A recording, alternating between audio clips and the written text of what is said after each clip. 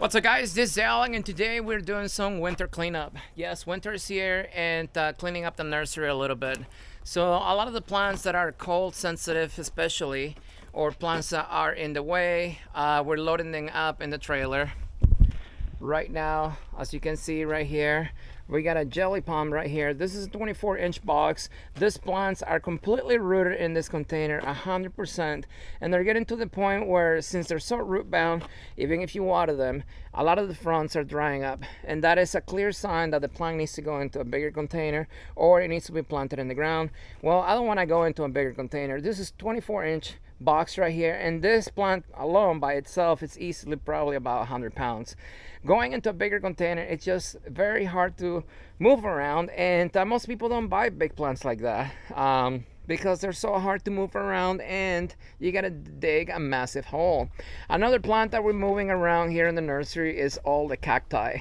These guys right here are prickly pears. You guys seen them in the past. I have millions of them. It's just, even if I don't want to propagate more, I just hate throwing the pads away. My chickens don't seem to like them. The tortoises eat them, but that's about it though. So I always, when they break off, we make more plants, and well, they're going to the other properties because they're taking up space here. Something else that we're moving is this palms right here. These guys are called European fan palms, and these are I don't know why, guys, these are extremely expensive to buy in my area. So I'm like, you know what, I can grow these plants myself. So these guys right here, they're in 1-gallon containers. They're growing good. They actually need to be potted into 3 or 5 gallons. They're taking up space right now. Winter's coming, so I'm taking them to the other property. Also, I have like a bunch of bungavillas right here. These are the guys that give you the red flowers, extremely common in my area. They grow like weeds. They are frost sensitive. I don't really sell that many at the nursery because, well, I mainly sell fruit trees. So we're taking all of them to the other property to clear up space here at the nursery. Something else that we're moving around is going to be the Swiss cheese plants, also called the Monstera deliciosas. These guys right here, they are mainly frost sensitive in my area. I have a lot of them, so we're taking probably about over half of them to the other property to clear up space. Something else that we're taking to the other property that's taking up space here is we have a lot of star jasmines right here, also known as Confederate jasmines. These guys, they've been in this flood tray for like the entire year. They've been root bound for the longest time. They need to be potted. I need more space, so we're gonna take them to the other property, potting in 3-gallon containers, build up some trellises for the vines to climb up, and they'll be ready for sale next year. But yeah, so these guys, they need to go. And this is the bungavillas that I was talking about. These guys flower throughout the entire year in my area. Super easy to grow. They're just a little bit frost sensitive. So, and something else that I have in this container here is some mango honeysuckles. These guys give you like a cool looking orange bell shape flowers, and they're a bush, but yeah, they're root bound. You can see them being dried in the past, so they need to go. So we're gonna be taking this entire tray to the other property, and like I said, we're gonna have to take care of them. Something else that we're probably gonna be taking to the other property is gonna be the dragon fruit right here. We have a bunch of them taking up space. We sell some of them. They're not that popular because, well, they take many years for them to actually start flowering, and you have to hand pollinate the flowers in my area to get fruits, and the flowers open up at night, and also you have to hand pollinate them as soon as they open, because even if you get the flowers early in the morning when they're open, they usually don't take. So yeah, they're high maintenance, but other than that, they can take the sun once fully rooted in the ground. And in my area, they are mainly frost sensitive. They can take temperatures into the low 20s.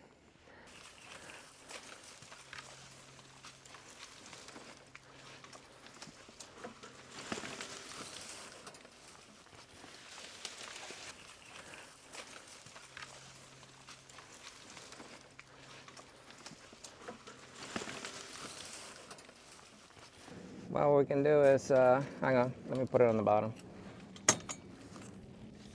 Yeah, grab one corner, I'll grab the other, and we just lay it on the trailer.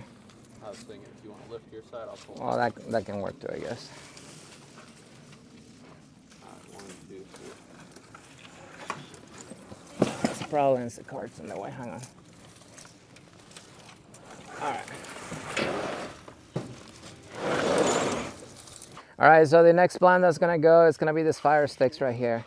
I got these guys a long time ago and I thought they were gonna be a hot seller, but I guess nobody likes them. The only time they like them is when they turn orange and red in the winter time. And that only happens in the winter in my area especially because they only get their colors when it gets cold. But other than that, this guys, I have so many of them that, you know, it is what it is. That's how you learn in this business what sells, what doesn't sell. They're so easy to propagate though. All I gotta do is get a branch and stick it in the ground and it will grow on your plant. So all these guys, they need to go and make up room here. Something else that's gonna go is this guys right here. This is a monster Peruvian apple. I think they call it distorted as well. But anyways, it's just a Peruvian apple. I made a video about this guys in the past. This is the same thing. It gives you the same fruits. It's just weird looking.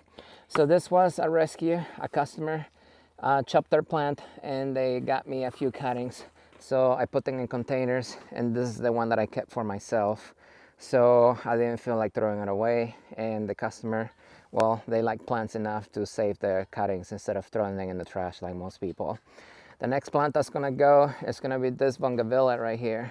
Now this is actually original to this house. When I first moved in here, this was on the side of my house. It was huge, it was growing, but you know what? It's full of thorns, it's just flowers, and I wanted to put a sugarcane in there instead of this plant.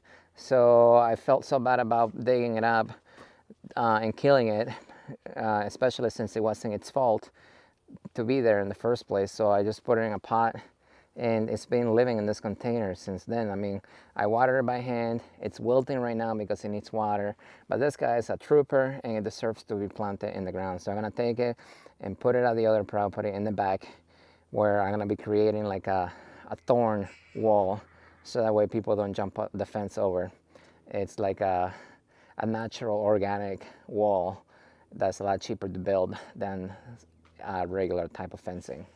Over here I have some more jelly palms. I only got 3 left, but you can see this guys, you know, looking ugly, drying up. They need to be planted in the ground, so that's what I'm gonna do. Going to a bigger container is just way too big. Something else that has to go is all these Jacaranda plants. If you're not familiar with them, it's a flowering tree. It gives you clusters of purple flowers. Really nice looking plant in my area.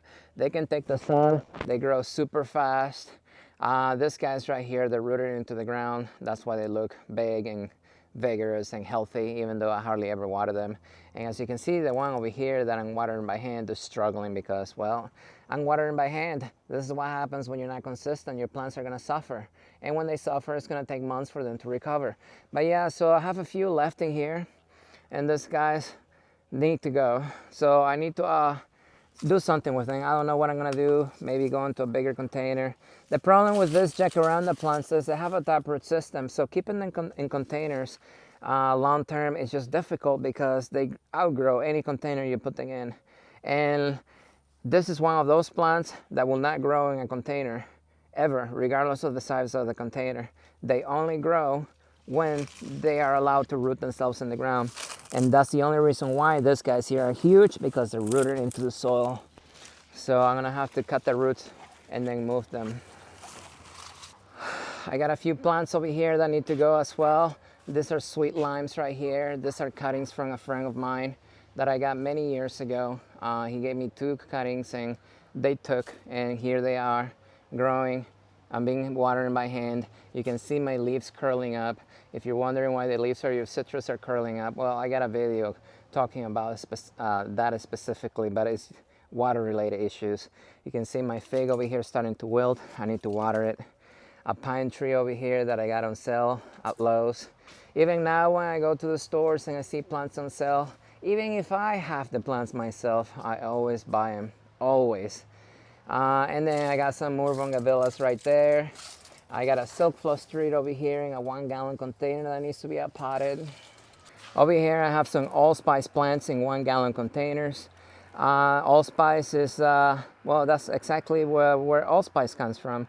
Usually it comes from the fruit, but a lot of people don't realize that you can actually dry the leaves and use it the same way as you use the fruits. In my area, these guys, I have never seen them flower or fruit. I believe they need high levels of humidity in the air for them to be able to fruit and keep the fruits, but that's not going to happen here in the desert. So here you can grow the plant. They are mainly frost sensitive. I'll have a video on them next growing season, how to video, but for now, frost sensitive, so I need the space, so they need to go. Over here, I have a few more plants. I have some henna right here, or henna plants. I'm taking those to the other property. I'm gonna be building a greenhouse where all these plants are gonna go in. I have some Madagascar palms right here, leftovers. I need to post those on the website. Very easy and ornamental. But you know, I have a few left. Those need to go too. I got a few plumerias over here left over. I have some aloe plants. A few bananas. I think the bananas are just gonna keep them here and just put them on sale before the winter hits. The only problem that I have with bananas here in the winter is I have to make sure they don't stay too wet, because if they do cold and wet, they tend to rot very easily.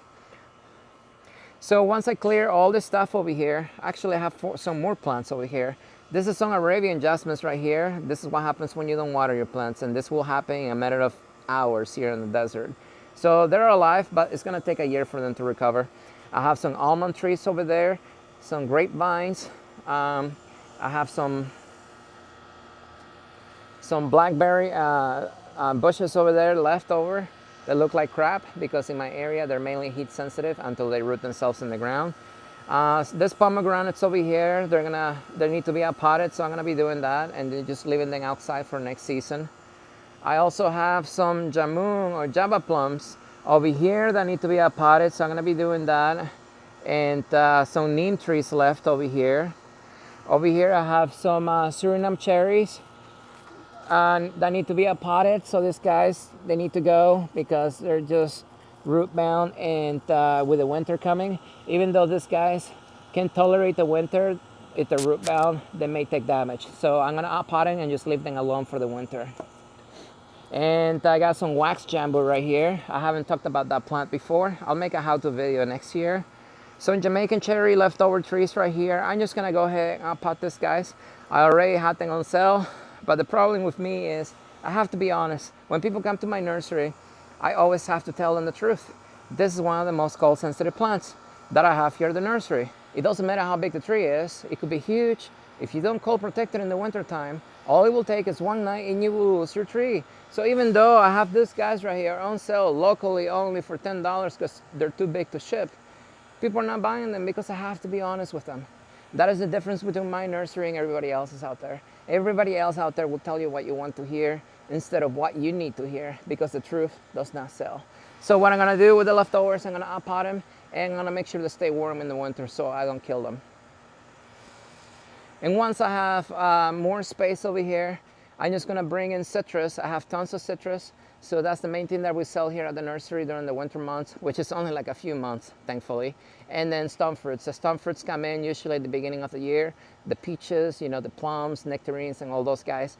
Those are easy to grow. Persimmons too. We sell those through the winter time. And then, you know, once season starts back up, March next year, then, you know, we'll bring plants over, and then season starts over again. So, but anyways, guys, this is what's happening at the nursery today. As always, if you have any questions, don't forget to comment below. Don't forget to like the video, and I will see you next time.